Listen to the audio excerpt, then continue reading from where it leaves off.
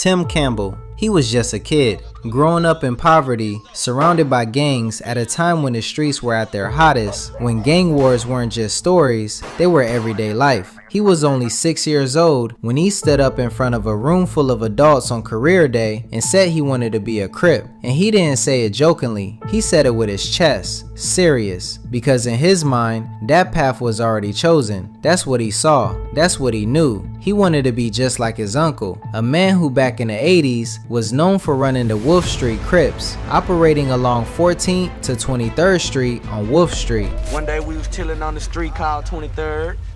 We all grew up together. We all Crips, right? 4 people were wounded in a drive-by shooting, 3 of them children. We're gonna go back and get the person who smoked our homie, you know what I'm saying? Bang, bang, nigga, gang, you bang. Bang, bang, nigga, gang, you bang. Gang, bang, nigga, gang, you bang. Gang, bang, nigga, gang, you bang. Now the Wolfe Street Crips, they're a local Crip affiliated street gang out of Little Rock, Arkansas. Like a lot of sets, their roots trace back to the larger Crips movement that started out in Los Angeles.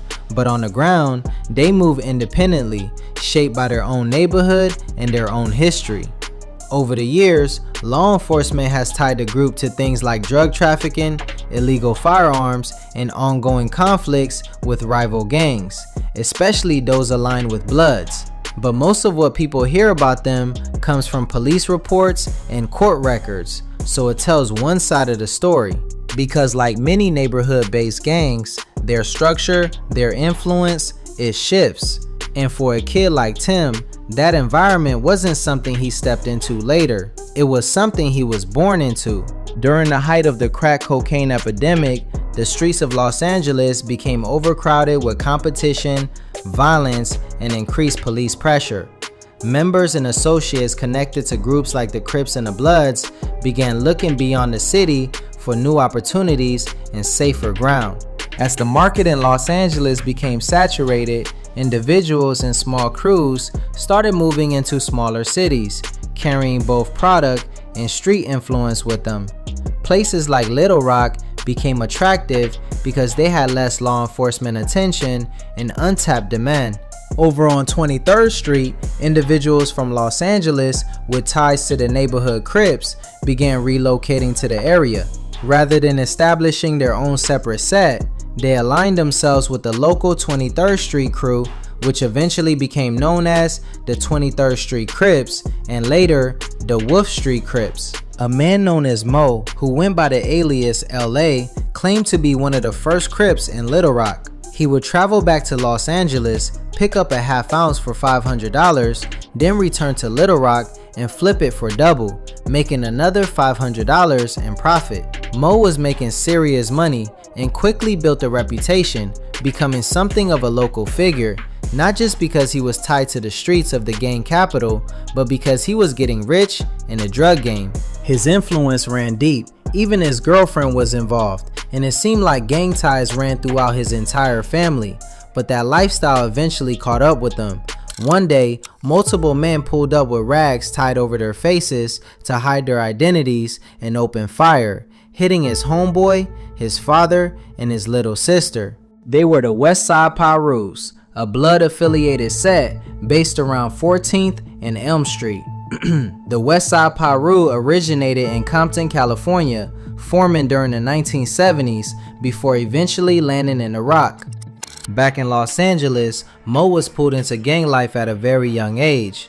At just 9 years old, he was exposed to extreme violence and trauma, being pushed into a situation he didn't fully understand or have the strength to handle. Armed with a 12-gauge shotgun that was too powerful for him, an older member known as Ray Ray would physically guide his hands, forcing him into acts that would shape the rest of his life.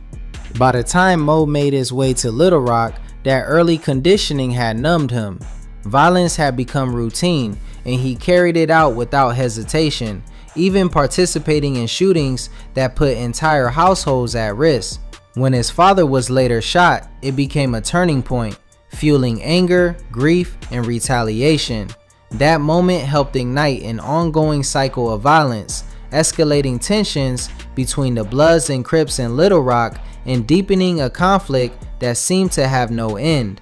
During this time, OG Lifel Jackson emerged as a key figure, leading a crew that played a major role in escalating both the violence and the drug activity in Little Rock. He described their approach as calculated and tactical, almost like guerrilla warfare. He explained that they would deliberately enter rival neighborhoods wearing blue, fully aware of the risk, but with the plan already in motion. Armed individuals would be positioned out of sight, waiting.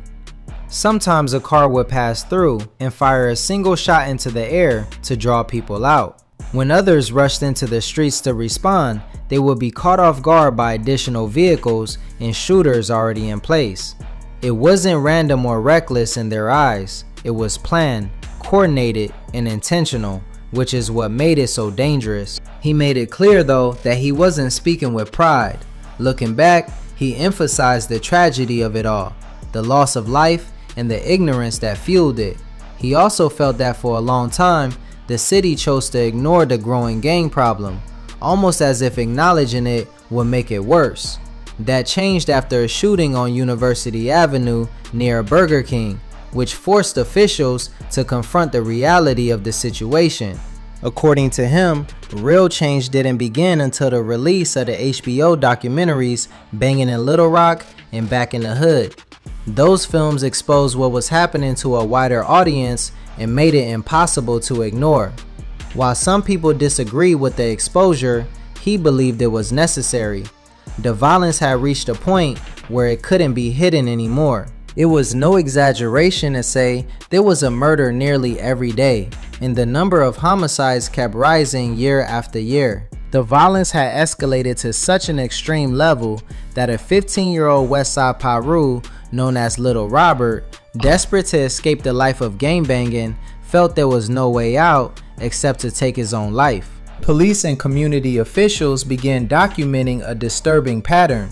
Recordings and reports show black children not only as victims of violence, but increasingly as participants in it. They were being labeled as an endangered group in Little Rock, caught in a cycle that was hard to escape.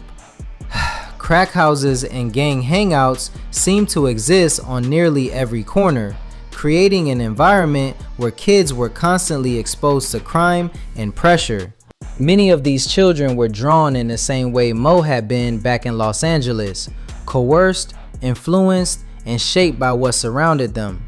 The ideology of gang identity, especially being a Crip, became deeply embedded in the youth. For some, it wasn't just affiliation, it was identity.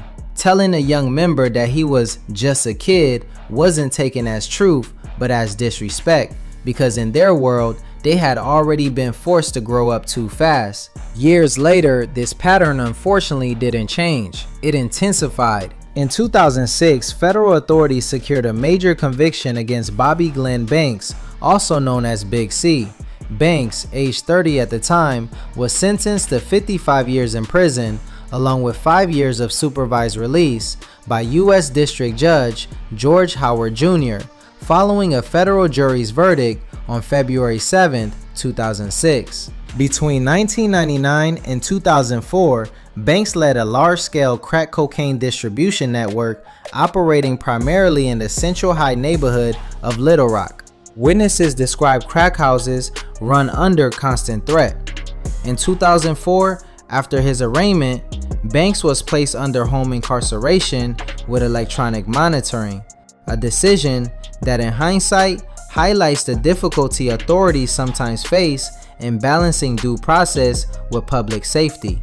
By June 2005, he had fled, becoming a fugitive for over 3 months. His eventual capture in September 2005, hidden in a crawl space accessible through a trapdoor, underscored both his determination to evade law enforcement and the resources required to bring such figures back into custody. Banks' criminal history stretched back even further. In 1994, he had already been convicted in federal court for a drive-by shooting near a school zone, showing a long-standing pattern of violent behavior. Despite prior encounters with the justice system, his continued rise to a leadership role in the 23rd Street Crips also referred to as the Wolfe Street Crips, demonstrates how gang structures can persist and evolve even under legal pressure. By 2006, law enforcement officials described Banks as a thorn in the side of the community, reflecting years of frustration and repeated attempts to curb his influence. Crippin' doesn't die, it multiplies. When one leader is taken into custody or killed, another steps up to take his place, bringing us up to the 2017 case. On July 17, 2017, a violent incident inside a downtown nightclub in Little Rock will come to be labeled the 2017 Power Ultra Lounge mass shooting, as gunfire erupted inside the crowded Power Ultra Lounge during a concert, sending people scrambling for safety as chaos unfolded. In total, 28 people were injured, many with gunshot wounds, though no fatalities were reported. Authorities later determined the shooting stemmed from a dispute that escalated rather than a random act of violence. A Little Rock gang leader named OG Frog was later connected to the shooting and had been sentenced to federal prison. Frog got 15 years in federal prison on marijuana and firearm charges. Assistant U.S. Attorney Allison Bragg said OG Frog also has a history of violent crime in Little Rock, including alleged ties to the killing of 14-year-old Sincere Alexander. Despite those allegations, Frog has pleaded not guilty to state charges of capital murder and aggravated robbery related to the teen's death. This was intended as a message to the Wolfe Street Crips, as law enforcement had grown increasingly frustrated with the ongoing gang activity. Soon after, indictments began to roll in, leading to the arrest and incarceration of multiple members. Little Rock's gang history is a story of survival, influence, and tragedy. From early crews arriving from Los Angeles like the Westside Piru and Neighborhood Crips to local sets like the Wolfe Street Crips, gangs have shaped the city's streets for decades. Violence, drug trade, and turf wars became part of daily life, touching young lives and creating cycles that persist even when leaders are locked up or killed. Despite law enforcement efforts, the culture of gangs, rooted in identity, loyalty, and survival, continues to leave a mark on the city, reminding us that the story of Little Rock streets is far from over. Thanks for watching Arkansas Bangin'. We are keeping alive the stories that left blood on the pavement and voices silenced. We tell them so those who aren't here to speak for themselves still get heard.